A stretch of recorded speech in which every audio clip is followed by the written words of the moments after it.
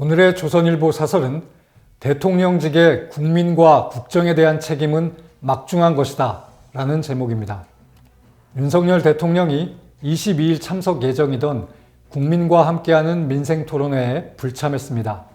행사 시작 30분 전에 불참을 공지했습니다. 민생토론회는 각 부처의 새해 업무 보고를 밀실에서 받는 대신 국민과 함께 듣겠다며 윤 대통령이 만든 것입니다. 대통령의 불참은 보고하는 사람은 있는데 보고받는 사람이 없는 것과 같습니다. 이번 주제는 생활규제 개혁이었습니다. 대통령실은 휴대전화 보조금, 대형마트 이용 제한 등 국민이 가장 불편해하는 생활 속 규제 개선 방안을 마련하겠다고 했었습니다. 일반 국민 60여 명도 참석 예정이었습니다. 여기에 대통령이 참석하지 않은 것은 단순한 일정 변경이 아닙니다. 대통령실은 감기 몸살 때문이라고 했습니다. 하지만 윤 대통령이 그동안 민생토론회에 쏟은 열정을 생각하면 쉽게 납득이 가지 않습니다. 지난 4차례 토론회에는 모두 참석했습니다. 갑자기 다른 일정이 생긴 것도 아닙니다. 그래서 대통령실 주변에선 전날 국민의힘 한동훈 비상대책위원장과의 충돌 여파 때문이라는 이야기가 나옵니다. 윤 대통령과 한 위원장은 20년 넘게 가깝게 지낸 사이입니다. 둘 사이의 갈등이 충격으로 느껴졌을 수 있습니다. 이 문제는 빨리 해결될 실마리가 잘 보이지 않고 있습니다.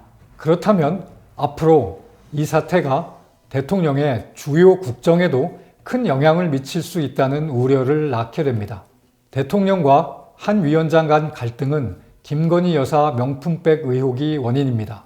이 사안은 친북 목사와 야당 성향 매체가 짜고 김 여사를 곤경에 빠뜨리기 위해 기획한 함정 몰래카메라라는 것이 분명합니다.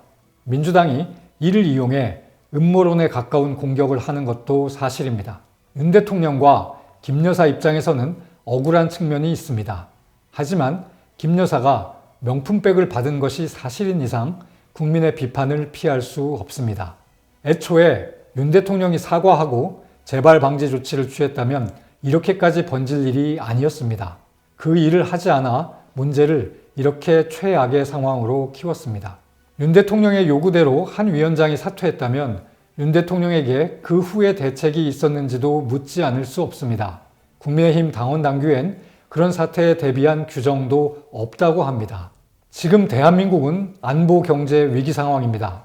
북한 김정은은 전쟁을 위협하고 고금리 고물가로 민생이 어렵습니다. 대통령은 정치인이기도 하지만 국정의 최종 책임자입니다. 대통령을 지지하든 지지하지 않든 모든 국민은 기본적으로 대통령의 국정을 믿고 살아갑니다. 대통령은 물러설 곳이 없는 자리라는 뜻입니다. 그런데 지금 대통령은 그 막중한 책임에 걸맞게 신중한 결정을 하고 있습니까? 윤 대통령은 첫 번째 민생토론회에서 정부와 국민 사이에 핵이 터져도 깨지지 않을 만한 두툼한 콘크리트 벽이 있다. 그것을 깨야 한다고 했습니다. 윤 대통령은 지금 그 벽을 깨고 있는지 묻게 됩니다. 오늘의 조선일보 사설이었습니다.